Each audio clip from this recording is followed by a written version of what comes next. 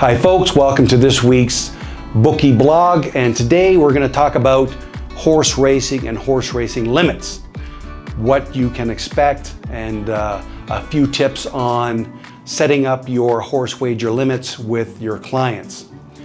With horse racing, as we know, it's a pari-mutuel sport, so payouts are based on the amount of money that is in the horse racing pool on win, place, and show, and how much money is placed into the pool on trifectas, exactas, daily doubles, etc.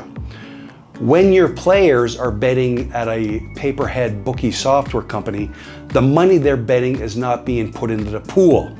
So because of this, it's very important that you limit the amount they can bet as well as limit the amount that they can win, because you don't want to get into something called pool manipulation, which we'll touch on later.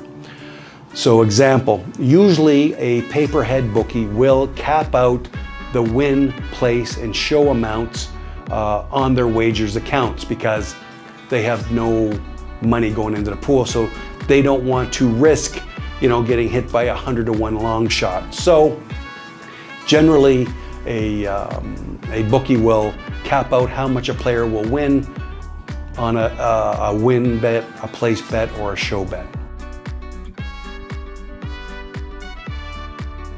What I recommend doing is you have a cap on how much a person could win on a win, place, or show, exactas, trifectas, and daily doubles, because you don't want to have like an unlimited exposure if a couple of long shots come in. Usually on exotics, on a trifecta, you might cap it at 50-to-1. Exotics like daily doubles and exactas, 25-to-1.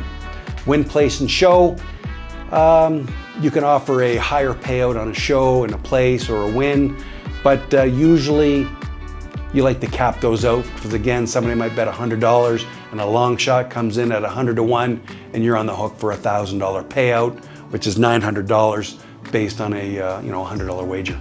So general rule of thumb is your paperhead provider provides horse racing on all major tracks across North America and the world. And much like you do limiting players or the wager amounts on sporting events, the smaller the track and the type of racing will dictate how much you're going to bet.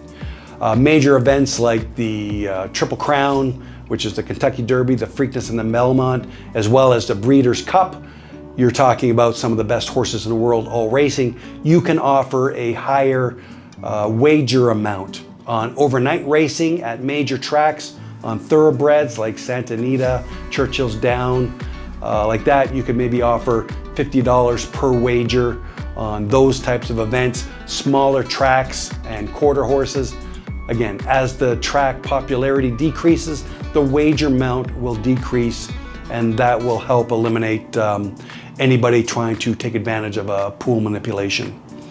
As earlier in this video I talked about pool manipulation, since the money does not go into the pari-mutuels at the track, you will try sometimes large bettors betting a underdog for a lot of money at the track, and a lot of money, I mean $300, $400, $500, so that the odds of the favorite at the track actually will go up, and he will bet the favorite offshore of $1,000 or $2,000 because that money is not going into the pool.